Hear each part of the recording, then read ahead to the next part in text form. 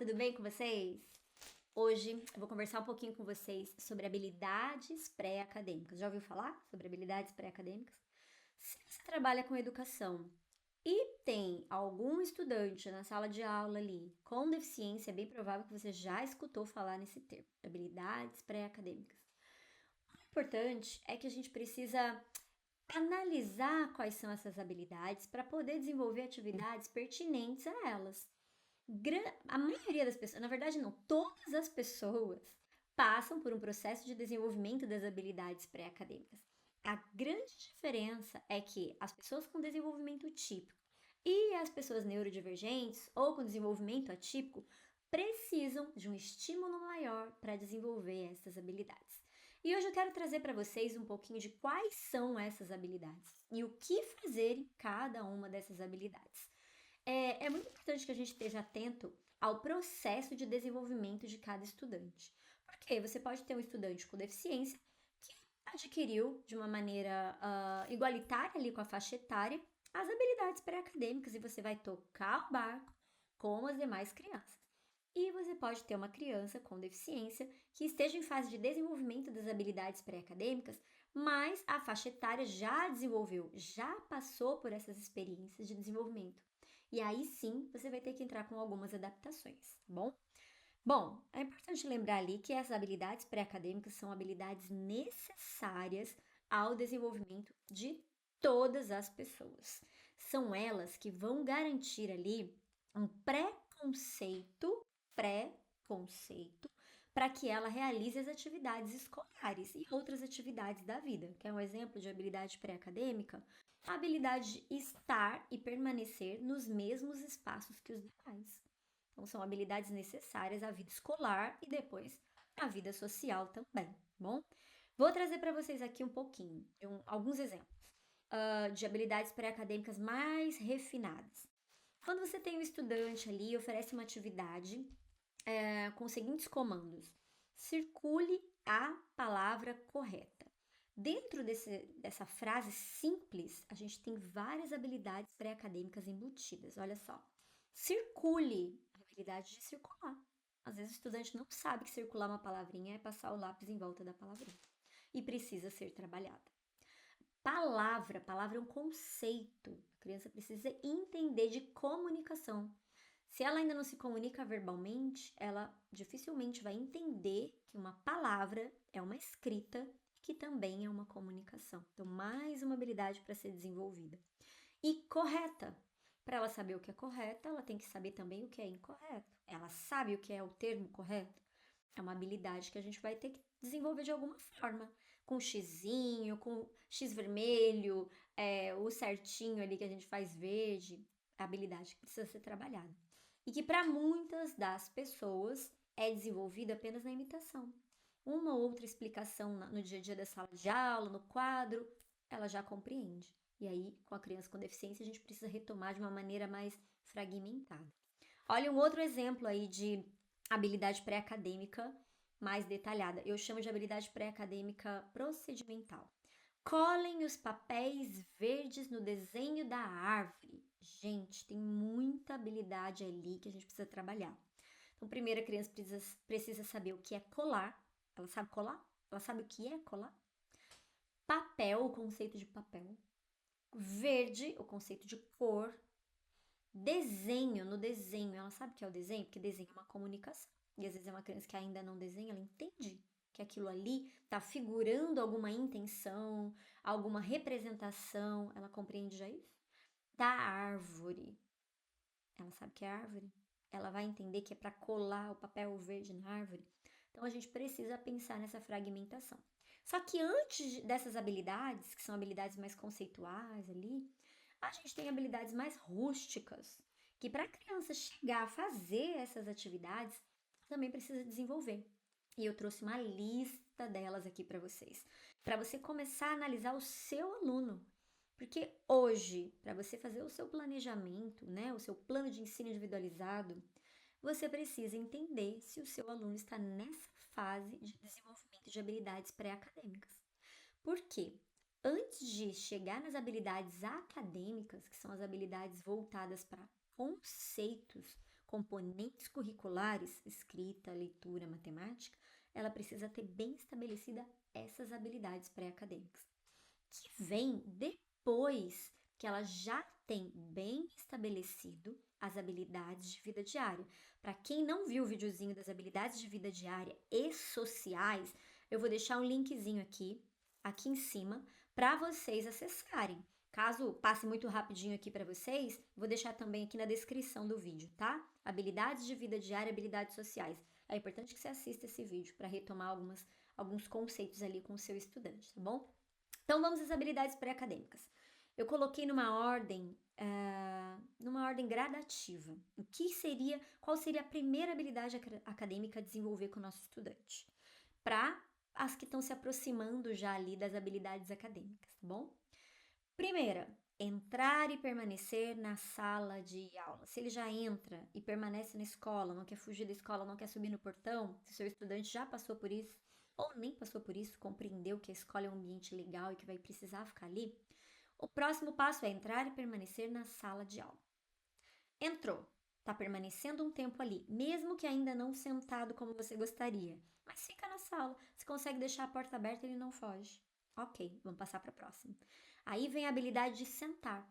Ele precisa sentar, inicialmente, às vezes até no chão, para fazer alguma proposta que você vai oferecer, para depois sentar na cadeira. Alguns estudantes não precisam passar por essa etapa, tá? Eles já vão direto ali para a cadeira com a mesa. Porque na mesa, que é ali um comando social da sala de aula, ele vai precisar executar algumas tarefas. Só que antes de executar algumas tarefas, ele precisa demandar uma outra habilidade, que é a habilidade de sentar e oferecer atenção. Porque às vezes ele está até sentado, você conseguiu fazer com que ele permanecesse ali, mas ele não está te olhando, né? O rastreio visual muito rápido, ele não está demandando atenção para o que você faz, ele está só fazendo alguma coisa que interesse a ele ali. Então, o próximo passo é demandar atenção para quem está sendo o interlocutor. Seja o profissional que acompanha, seja o professor, seja um coleguinha que vem falar, precisa oferecer um tempo mínimo de atenção. Passando esse tempo mínimo de atenção, de rastreio visual, a gente começa com o tempo de concentração. Aí o nosso foco é em ampliar esse tempo de concentração. Porque pode ser que ele esteja ali circulando algumas formas, alguns desenhos para você, ligando alguns desenhos para você, ou manuseando um livro, mas não passam de 5 minutos. Você precisa que ele permaneça mais tempo até começar a desenvolver outras habilidades. E aí, como que você vai fazer para aumentar esse tempo de concentração? Vou dar uma dica já aqui para vocês, anota aí, hein? A criança precisa estar fazendo algo que ela goste. Então, ela vai estar sentada fazendo algo que ela goste. Entretida com aquilo. Aí você vem com uma outra proposta que não seja tão interessante e vai se aproximando da criança com aquilo. A gente tira, por exemplo, ela está brincando com o cubo mágico. Brincou com o cubo mágico, você chega ali com uma atividade numa folhinha com desenhos de cubo mágico. Você não tirou tanto do eixo de interesse dela, mas você tirou o cubo mágico dela. E agora ela tem que pintar o cubo mágico, circular o cubo mágico, colar papeizinhos coloridos no cubo mágico. Colou, você devolve o cubo mágico que ela estava brincando ali. Nisso você já ganhou tempo. Nisso você aumentou o tempo de concentração sentado e em uma proposta. A gente vai intercalando propostas que sejam do gosto da criança com novas possibilidades. Vai chegar o momento que você não vai precisar mais fazer essa troca. Mas, inicialmente, para aumentar esse tempo sentado ali, a gente faz aí uma jogada gostosa para a criança. Tem que ser gostosinho para ela permanecer ali. Se você já chega com um desafio logo de cara, o que ela vai fazer? Levantar, andar pela sala, você vai perder ela sentada, vai perder tempo de atenção, tentando oferecer uma proposta no momento errado, tá bom? Logo em seguida, quando ela já está mais concentrada, mais atenta ali a você, a gente vai aumentando até o tempo de rastreio visual. Não é forçar, gente. Jamais a gente vai forçar um contato visual. Mas é demandar atenção, é demandar a escuta. Essa criança precisa te escutar, precisa estar junto com você, tá bom? E junto disso, a gente desenvolve também a habilidade de esperar. Quem aí nunca teve aquele aluno que chegava enquanto você estava conversando com o colega, com o professor, e ficava ali, professora, ou te puxando, querendo sua atenção, e você falava, espera, você não sabia esperar. Muitas vezes você teve que parar o que você estava fazendo para dar aquela atenção para a criança. E aí, a gente também tem técnicas ali para trabalhar essa habilidade do esperar. É preciso que essa criança aumente um pouquinho o tempo de espera dela, para que inicie novas propostas, para que ela fale só na hora que ela deve falar. E é um treinamento mesmo, gente. Muitas vezes, né, quem aí já não sei se vocês já utilizaram, tem uma técnica ali que é o objeto de fala. Na educação infantil isso é muito usado. As crianças estão sentadas em roda e todos querem falar, todos querem contar. O professor muitas vezes utiliza um objeto que só quem tiver com aquele objeto, um bonequinho, uma pecinha, um carrinho, é que pode falar. Nessa técnica, nessa atividade, ele está ensinando o quê? O tempo de espera. Porque os demais estão ali morrendo de vontade para falar, mas não é o momento adequado. E acontece que às vezes a gente tem estudantes com deficiência, com algum atraso cognitivo, por exemplo, num quinto, sexto, sétimo ano que ainda não tem esse tempo de espera desenvolvido. E aí a gente vai precisar pensar numa técnica também para ajudar esse estudante a controlar o momento certo da fala, tá bom? De fazer propostas inadequadas também no momento inadequado ali, que já entra um pouquinho nos comportamentos sociais. A habilidade de imitar gestos, imitar brincadeiras, cantigas. Seu estudante precisa desenvolver a habilidade de imitar. Ela é precursora para quando a sua criança já está fazendo atividades que você coloca na lousa. Ela vai imitar o seu movimento para desenvolver ali o traçado de uma letra e ela conseguir processar aquele traçado daquela letra. Isso é imitação.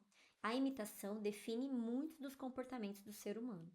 Muitas das crianças com deficiência, principalmente as que possuem déficit na função executiva, têm dificuldades com a imitação. Então a gente tem que estar atento a isso. Ele não brinca porque ele não quer ou ele não brinca porque ele não sabe. Ele precisa de alguém ensinando passo a passo para ele. As regras, ele não vai imitar o coleguinha jogando a bola, acertando ao cesto. Ele precisa entender por que ele vai fazer aquilo. Mais uma habilidade pré-acadêmica que eu trouxe aqui para vocês. Habilidade de responder comandos simples. Abre a gaveta. Ele faz isso? Se ele não faz, a gente precisa ensinar ele a responder comandos simples. Fazendo coisas, muitas vezes nem verbalmente, mas fazendo as coisas. Como essa criança vai desenvolver isso? Eu colocando essa criança para realizar as propostas, eu explicando como eu quero que ela execute. Eu já tive um estudante que eu precisei ensinar a abrir a gaveta. Esse que é o exemplo claro e simples que eu sempre trago. Porque eu apontei e falei, abre a gaveta para mim. E ele não sabia o que era gaveta.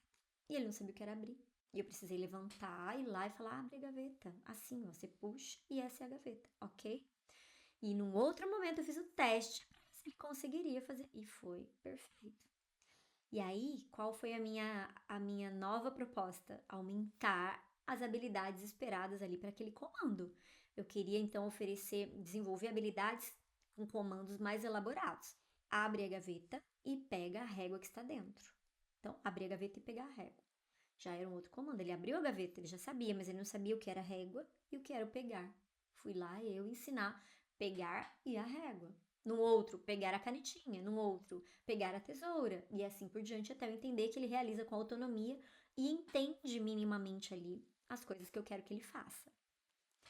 E aí, depois que ele desenvolveu esses comandos pré-acadêmicos, essas habilidades pré-acadêmicas que são mais grosseiras, eu entro nas habilidades pré-acadêmicas procedimentais, que são a nossa base, anota aí, a nossa base para o estudante fazer atividade na escola, gente. Porque se esse estudante, ele não sabe, por exemplo, rasgar papel, como que ele faz uma letra, que ele escreva o nome dele? Rasgar papel, habilidade procedimental lá de trás. Como? Então vamos lá. Eu organizei também de uma maneira assim gradativa, para que você entenda o que eu quero primeiro, o que seu estudante tem que saber de uma maneira mais primitiva para uma maneira mais elaborada, tá bom?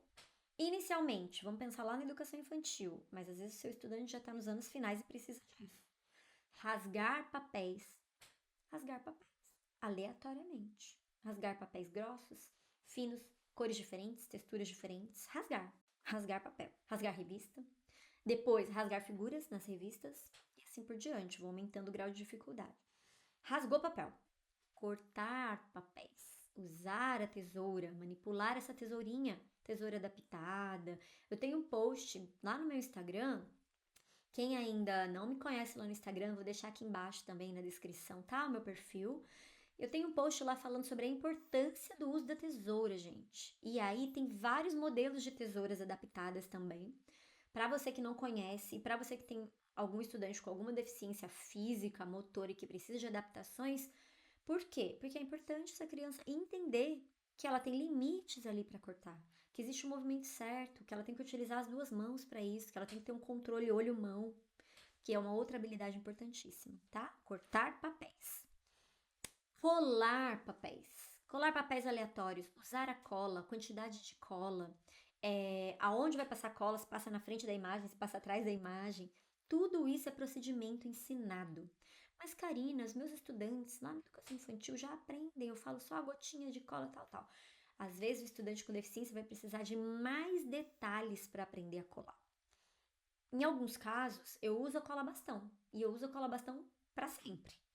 Ah, mas não vai aprender a usar a cola líquida? Gente, o que eu quero do meu estudante? Que ele execute colando. Independente do material ali que ele vai utilizar, eu quero que ele cole. Se ele não se deu bem porque tem alguma dificuldade motora, dificuldade na apreensão com a cola líquida, eu vou oferecer a cola bastão e tá tudo bem. É a mesma coisa com a letra. Isso é assunto para outro vídeo. Mas o meu estudante traça muito bem a letra bastão, se vira, produz texto com a letra bastão. Eu vou ensinar a letra cursiva, sendo que às vezes ele tá lá nos finais já. E ele tá indo bem, e não é do interesse dele, e ele já lê a letra cursiva. Eu vou ensinar a letra cursiva para ele, eu tenho que pesar muito bem o que vale a pena e o que não vale ali, tá bom? Há casos e casos. Eu sei que a letra cursiva ela é ótima, que vai desenvolver muitas habilidades, mas vai ser necessário? Isso a gente tem que pesar. Então, colar com autonomia. Tem que saber colar com autonomia. Até porque antes dele grafar letras, eu vou usar muitas propostas com colagem. Gente, eu faço muito isso na sala de recursos. E eu passo muito isso adiante para os professores também. Porque estranho, ele não escreve, ele joga o lápis longe, ele quebra o lápis. Colagem. Porque ali a letra já está pronta. Ele não tem que processar nada, tá ali. A imagem já está pronta, tá bom? Passou dessa fase. Aí eu começo a usar marcas gráficas, canetinha, lápis de escrever, enfim, tudo o que for possível ali para marcas gráficas, tá bom? E aí trouxe outros materiais que são interessantes também. Tinta com as mãos, tinta com pincéis, saber parear, círculo com círculo, quadrado com quadrado, explorar materiais. Gente, ensinar a explorar é importantíssimo. Às vezes as crianças estão lá na educação infantil, conhecendo novas texturas, sentindo sensações, a criança mal sabe o que é aquilo. A gente tem que nomear sensações. É gelado, é ruim, é áspero, é grosso, é pequeno. Tudo isso a gente precisa nomear, tá bom? E aí a gente vai entrando em habilidades mais rebuscadas, já próximo ali de falar em leitura e escrita, já entra no campo das habilidades acadêmicas. Circular, ligar um objeto ao outro, uma figura a outra. Assinalar com X, sublinhar, riscar, são habilidades importantes. Eu tenho estudante no quarto, quinto ano que ainda não lê, mas encontra palavrinhas no texto. Eu vou ensinar esse estudante a sublinhar, a circular, a assinalar ali quando tiver questões de múltipla escolha, tá bom? Existem outras habilidades, você deve estar se perguntando aí sobre outras habilidades procedimentais mais refinadas, mas essas são as principais ali e que você vai utilizar com o seu estudante. E o que é importante nisso tudo? Que há um passo a passo para todas essas habilidades que eu trouxe aqui para vocês. Então, vale a pena você entender habilidade por habilidade e saber como você vai ajudar mais ainda o seu aluno, tá bom? Eu vou ficando por aqui e a gente se vê num próximo vídeo.